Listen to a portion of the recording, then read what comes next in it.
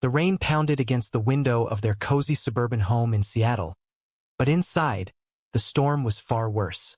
Mark sat across from his wife, Emily, his hands trembling as he finally uttered the words that had been choking him for years. "I'm gay." Emily's face crumpled, not in anger, but in a mix of heartbreak and understanding that made Mark's guilt twist like a knife. They had built a life together over a decade. 2 kids, a mortgage, soccer games on weekends. But Mark's secret had eroded the foundation, turning their marriage into a fragile shell. Emily, ever the pragmatist, wiped her tears and said, "We can't pretend anymore. For the kids' sake, we need to figure this out right." In the weeks that followed, they navigated the wreckage with surprising grace. Therapy sessions helped them communicate without blame, and they agreed on divorce not as enemies, but as allies. Co-parenting became their mantra. The kids, Lily at 8 and Jack at 5, would split time between homes, with joint decisions on everything from school plays to holidays. Mark moved into a small apartment downtown, closer to his job as a graphic designer, while Emily stayed in the house for stability. But whispers of change reached Mark's mother, Helen, back in conservative Idaho. At 65, Helen was a pillar of her church community, where family meant husband, wife, and children in that order. When Mark called to explain, her voice turned icy. "This is a phase, Mark. You've got responsibilities. Think of the children." He hung up feeling more isolated than ever. As Mark adjusted to single life, he dipped his toe into the dating scene via apps, cautious and unsure. That's when he met Alex, a teacher with kind eyes and a laugh that lit up rooms. Their first coffee dates stretched into hours, talking about books, dreams, and the scars of hiding one's true self. Alex had come out in college, facing rejection from his own family, and his empathy drew Mark in like a lifeline. Yet, societal pressures loomed. Friends from their old circle whispered judgments. How could he do this to Emily? Mark felt the sting of being labeled the villain, even as he and Emily presented a united front at Lily's ballet recital. Emily started dating too, a nice guy from work, but Mark's budding romance with Alex sparked envy in unexpected places. Helen arrived unannounced one weekend, her suitcase in hand. "I'm here to help with the kids," she declared, but her eyes scanned Mark's apartment for signs of his lifestyle. She peppered him with questions about reconciliation, quoting Bible verses that made Mark's stomach churn. "God doesn't make mistakes, but people do," she said, implying his orientation was a choice. The conflict escalated when Helen overheard Mark on the phone with Alex, planning a date. Her face hardened. "You're exposing the children to this?" Emily would never allow it. Mark defended himself, but Helen's mind was set. She began subtly undermining him, telling the kids stories of happy families that mirrored her ideals, planting seeds of doubt. Emily noticed the shift during a co-parenting meeting. "Your mom's been calling me, Mark. She's worried about the kids' moral upbringing." Mark's heart sank. Helen was meddling, trying to sway Emily against him. The drama thickened as Helen suggested Emily seek full custody, arguing Mark's confusion made him unfit. Mark confronted his mother in a heated kitchen argument. "This isn't about me anymore, Mom. It's about living honestly." Helen's tears flowed, but her resolve didn't waver. "I raised you better than this. Family comes first." As she left, Mark wondered if blood ties could survive such rifts. Meanwhile, Alex became his anchor, sharing stories of his own estranged parents. Their relationship deepened, stolen moments of affection amid the chaos. But societal backlash hit hard when a nosy neighbor posted about Mark's new friend on a local Facebook group, sparking debates on broken homes and gay agendas. Emily stood by Mark, refusing Helen's manipulations. "We're in this together," she told him. Yet, the strain showed. Jack asked why Daddy didn't live with Mommy anymore, his innocent questions piercing Mark's soul. Helen's next move was a family intervention, inviting extended relatives to talk sense into Mark. The gathering turned tense, with uncles decrying modern permissiveness and aunts fretting over the kids' future. Mark felt cornered, his choices dissected like a public trial.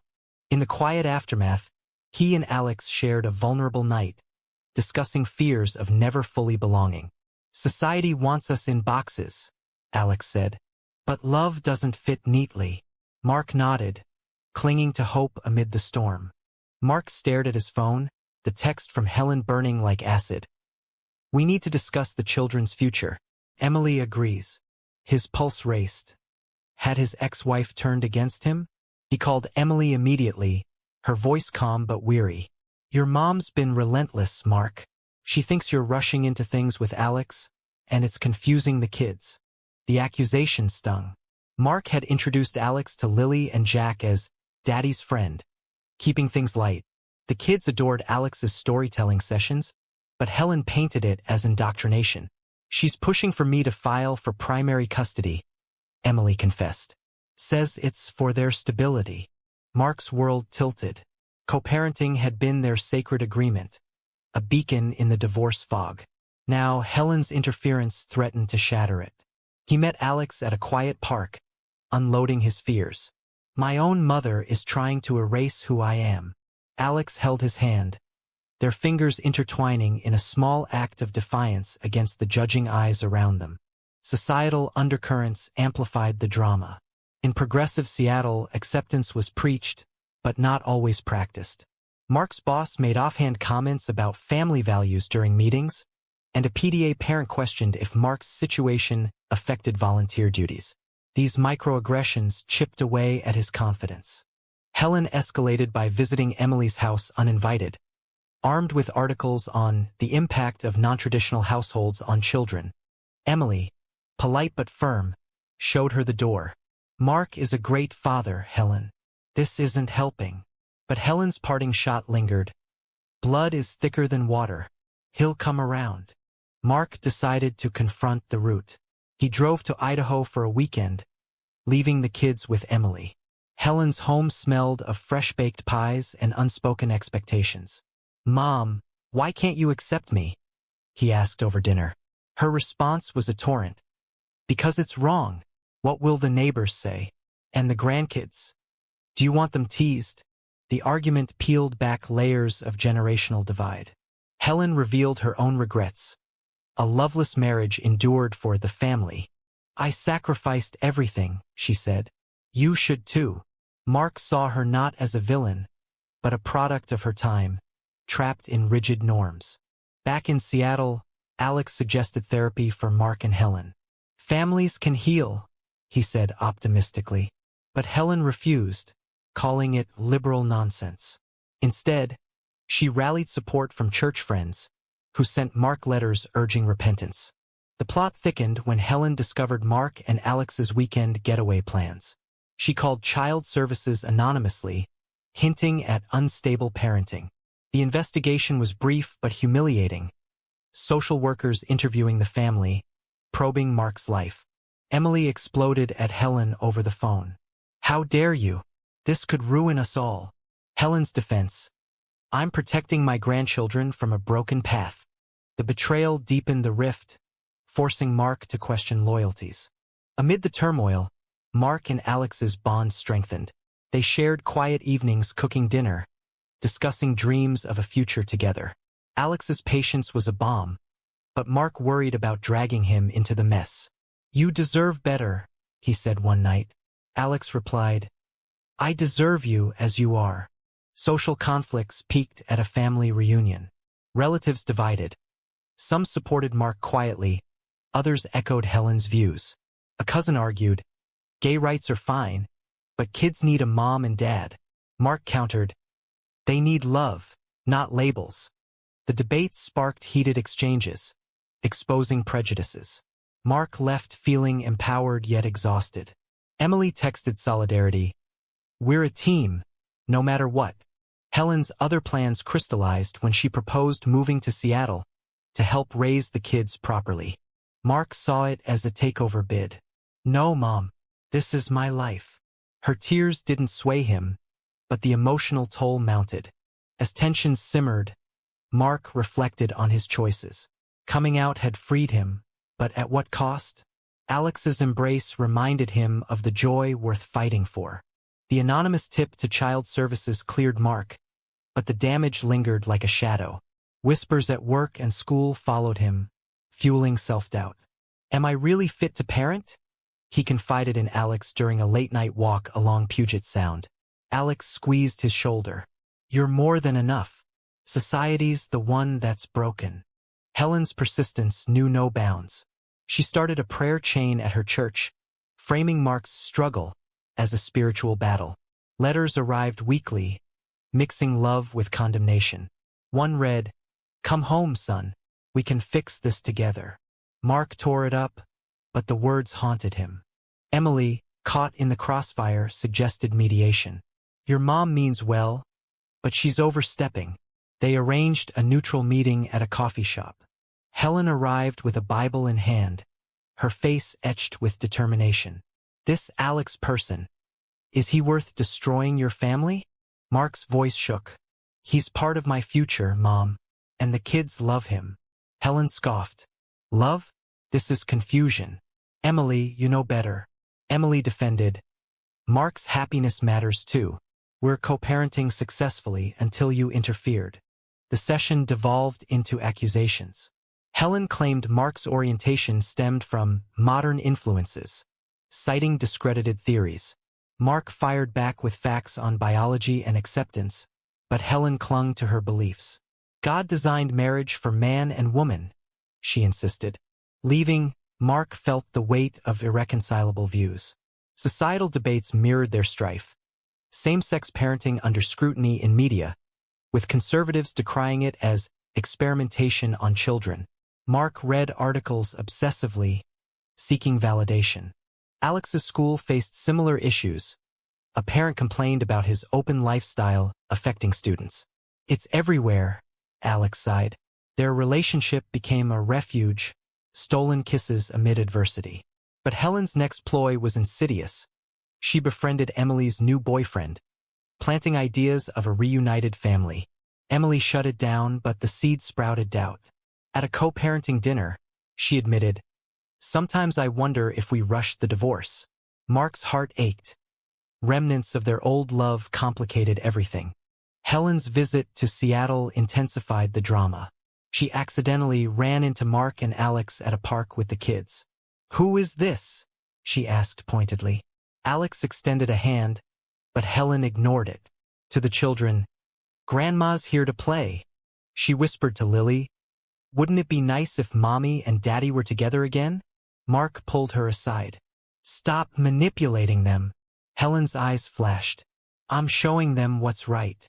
The encounter escalated into a public scene, drawing stares. Jack cried, confused by the tension. Post-incident, Emily banned Helen from unsupervised visits. This has to end. Helen retaliated by threatening to cut Mark from her will, leveraging finances as control. "If you choose this path, you're on your own." The emotional warfare peaked when Helen organized a family values rally in Idaho, subtly dedicating it to wayward sons. Mark learned via a cousin's call. "She's using you as an example." Humiliated, he considered cutting ties, but guilt over abandoning his mother gnawed at him. Alex urged balance. Family isn't just blood, it's who supports you. Their love story unfolded quietly. Weekend hikes, shared books, plans for a commitment ceremony. Yet, external pressures tested them. A turning point came at Jack's birthday party. Helen showed up uninvited, bearing gifts and apologies. "I just want to be involved." Mark allowed it warily. But when she cornered Alex, questioning his intentions, tempers flared. "Why can't you let me be happy?" Mark demanded. Helen's response, "Because happiness isn't everything. Duty is." The party ended awkwardly, guests sensing the undercurrents. In reflection, Mark journaled his turmoil, weighing personal truth against familial bonds. Society's mixed messages, progress in laws, backlash in hearts, mirrored his inner conflict. Helen's schemes took a darker turn when she contacted a lawyer, exploring grandparents' rights for custody influence. Mark discovered the emails forwarded by a sympathetic relative. "She's serious," he told Emily, panic rising. "She wants to challenge our arrangement." Emily was furious. This is war. They hired their own attorney, fortifying their co-parenting agreement with legal protections. The process drained them emotionally and financially, highlighting how family disputes could devastate. Societal echoes amplified. News of similar cases where grandparents sued over moral concerns in LGBT families. Mark joined an online support group, sharing stories with others facing rejection. It's not just personal, it's systemic, one member said. Alex stood steadfast, but the stress strained their relationship. I feel like I'm the cause, he admitted during a heated argument. Mark reassured him, you're my reason to fight. They recommitted, planning a quiet vacation to recharge. Helen's confrontation came via a surprise family dinner she orchestrated at Emily's house. We all need to talk, she announced. Present, Mark, Emily, Alex, and even Emily's boyfriend. The air crackled with tension. Helen laid out her plan. Mark should seek therapy to overcome his feelings, reunite with Emily, and provide a stable home. For the grandchildren's sake, she pleaded. Mark laughed bitterly. Mom, this isn't the 1950s. I am who I am. Arguments erupted. Emily defended Mark. He's a better father now, authentic and present. Alex added, love isn't a choice. Denying it is cruelty. Helen countered with anecdotes of ex-gays from her church, sparking a debate on conversion therapy's harms. The room divided.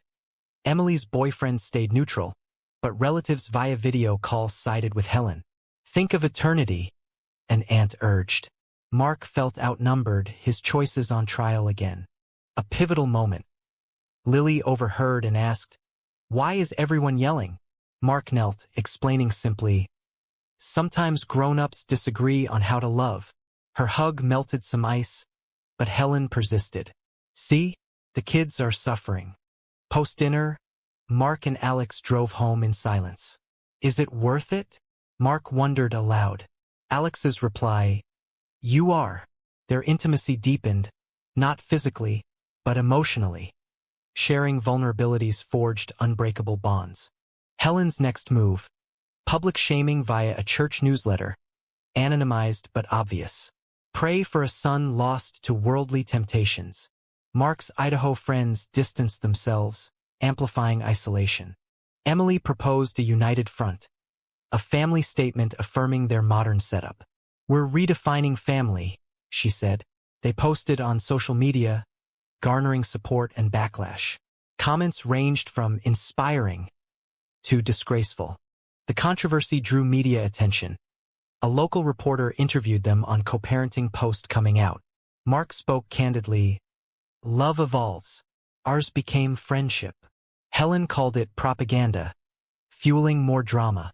Amid chaos, Mark and Alex attended a pride event, their first public outing as a couple. Holding hands amid rainbows felt liberating, but a heckler's slur reminded them of persistent hate.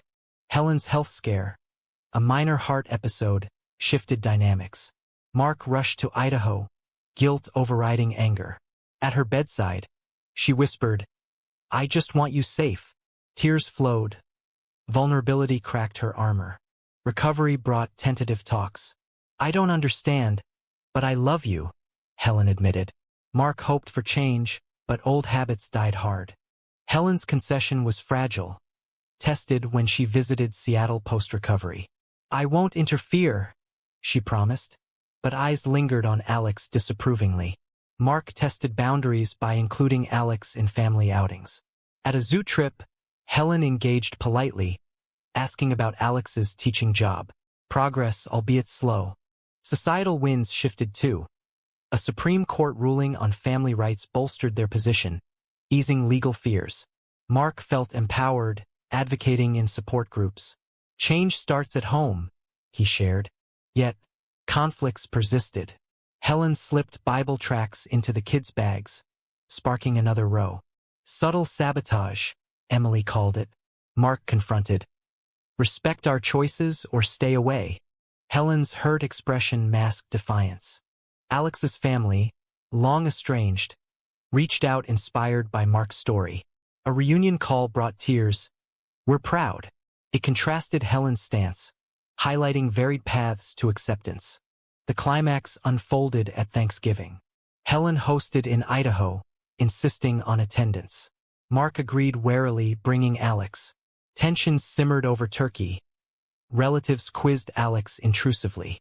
"How do you fit into this?" one asked. Alex replied gracefully, "As Mark's partner, supporting his family." Helen's toast veered controversial. "To traditional values that endure," Mark countered. "To love in all forms." The exchange polarized the table, debates raging on equality, faith, and progress. Post-dinner, Helen pulled Mark aside. "I had plans to fight for custody to save you, but seeing you happy, maybe I was wrong." Her admission stunned him. "It doesn't erase the pain," Mark said. She nodded. "I know. Can we try?" Reconciliation began tentatively, Helen attending a PFLAG meeting, learning about LGBT experiences. "It's eye-opening," she admitted later. Mark and Emily's co-parenting thrived, kids adapting resiliently. Lily's school project on My Two Homes won praise, normalizing their setup. Alex proposed subtly over coffee. "Let's build our own family." Mark's yes sealed their future, a commitment ceremony planned. Yet, scars remained. Society's judgments lingered in subtle ways. Stares, comments. Mark reflected, coming out liberated, but battles continued. In the end, they forged ahead, redefining bonds amid controversy. Was Helen's interference ultimately a catalyst for stronger family ties, or did it irreparably damage trust?